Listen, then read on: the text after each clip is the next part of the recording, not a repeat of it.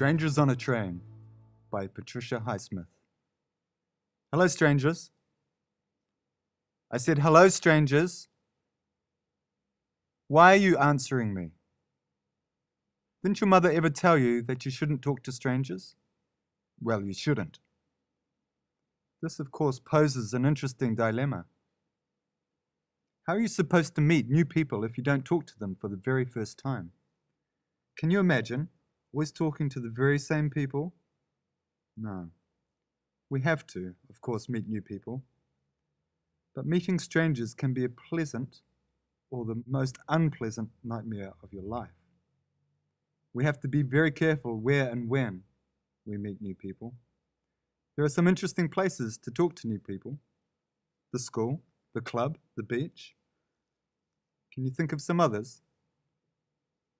Of course, there are some places where you shouldn't, and I mean you shouldn't, talk to people. In the street, for example, but especially in places that you're alone or it's dark.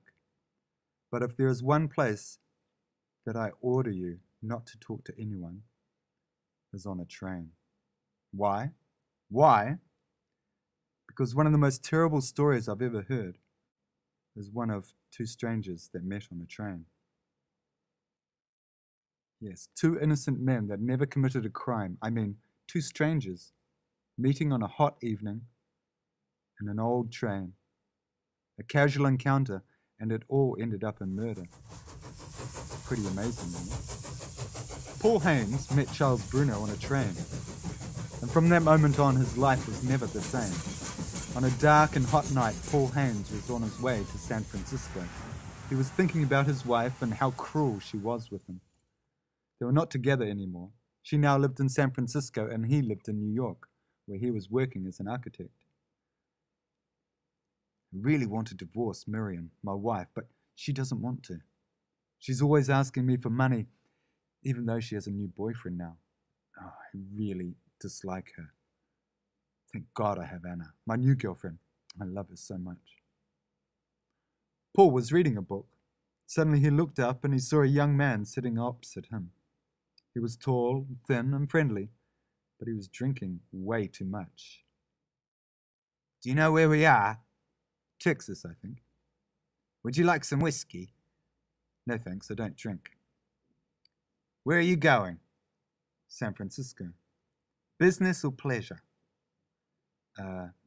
Yes. He didn't like talking to strangers. He should have listened to me.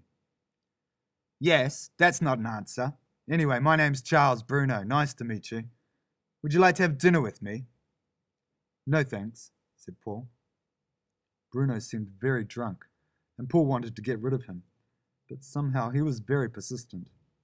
Come on, I'm paying for it. So Paul thought, okay, I could do with the company.